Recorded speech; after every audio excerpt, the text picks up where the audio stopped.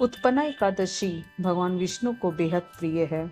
इस दिन देवी एकादशी की उत्पत्ति होने की वजह से यह तिथि श्री हरि की पूजा पाठ के लिए बहुत खास मानी जाती है।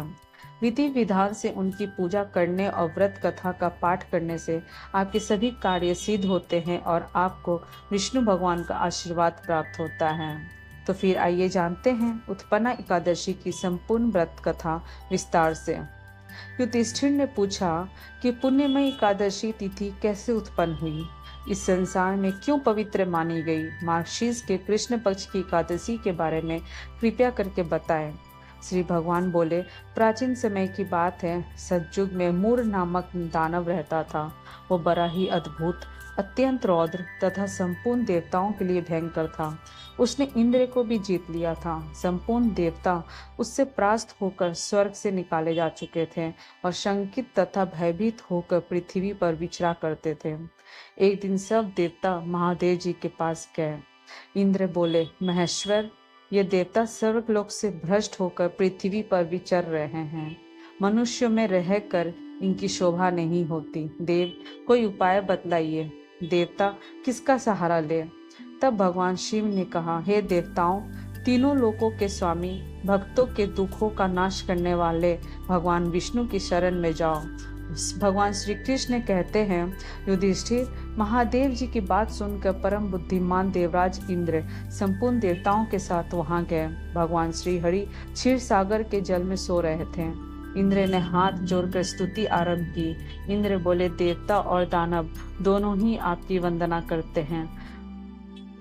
पुंडरीकाक्ष संपूर्ण देवता मूर नामक दानव से भयभीत होकर आपकी शरण में आए हैं। इंद्र की बात सुनकर भगवान विष्णु बोले, देवराज, जिसने सब देवताओं को जीत लिया है उसका नाम क्या है, उसमें कितना बल है और किसके आश्रम में है तथा उसका स्थान कहाँ है, यह सब मुझसे कहो। यह सुनकर इंद्र बोले, भगवान।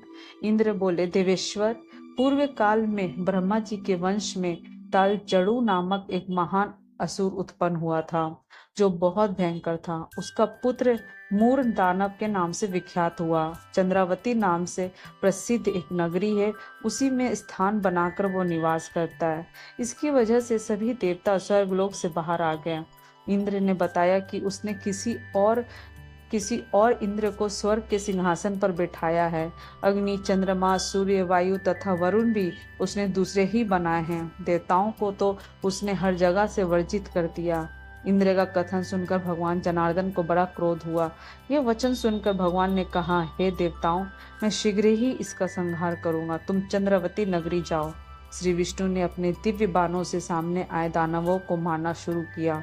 श्री विष्णु ने दैत्य सेना पर चक्र का प्रहार किया। उससे छीन भिन्न होकर सैकड़ों योद्धा काल के मुख में चले गए। केवल मूर बचा रहा। वो भगवान के साथ युद्ध करता रहा। भगवान जो भी तीक्ष्ण बाण चलाते वह उसके लिए पुष्प सिद्ध होता। उसका शरीर छीन भिन्न हो गया, लेकिन वो लगातार युद्ध करता रहा। दोनों के बीच मल्ल युद्ध भी हुआ। 10,000 वर्ष तक उनका युद्ध चलता रहा, लेकिन मूर नहीं हारा। थक कर भगवान बद्रिकाश्रम चले गए। वहां हेमवती नामक सुंदर गुफा थी। उसमें विश्राम करने के लिए भगवान उसके अंदर प्रवेश कर गया। यह गुफा 12 योजन लंबी थी और उसका एक ही द्वार था। विष्णु भगवान वहां योग निद्रा की गोद में सो गए।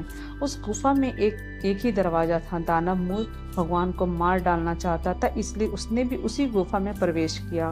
वहां भगवान को सोते देख उसे बड़ा हर्ष हुआ। उसने भगवान को मारना चाहा, लेकिन तभी भगवान के शरीर से कांतिमय रूप वाली देवी प्रकट हुई, जो दिव्य अस्त्र शस्त्रों से युक्त थी। देवी ने राक्षस मूर को ललकारा, युद्ध किया और उसे तत्काल मौत के घाट उतार दिया। श्री हरि जब योग निद्रा की गोद से उठे तो सब बातों को जानकर उस देवी से कहा कि आपका जन्म एकादशी के दिन हुआ है। कन्या बोली, स्वामी, आपके ही प्रसाद से मैंने इस महादैत्य का वध किया है। श्री भगवान ने कहा, कल्याणी, तुम्हारे इस कर्म से तीनों लोकों के मुनि और देवता आनंदित हुए हैं, अतः मुझसे कोई वर मांगो। देव दुर्लभ होने पर भी वह वर मैं तुम्हें दूंगा, इसमें तनिक भी संदेह नहीं है। वो कन्या साक्षात एकादशी ही थी। उसने कहा, अगर आप प्रसन्न हैं तो मैं आपकी कृपा से सब तीर्थों में मैं प्रधान, समस्त विघ्नों का नाश करने वाली तथा सब प्रकार की सिद्धि देने वाली देवी हो जाऊं।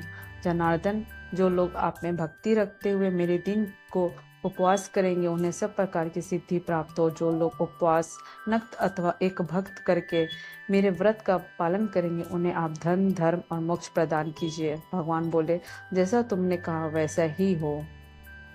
तो यह थी उत्पन्ना एकादशी की व्रत कथा। कमेंट में ज़रूर श्री हरि लिखें और नए हैं तो प्लीज़ सब्सक्राइब करें, लाइक करें, शेयर करें। Thank you.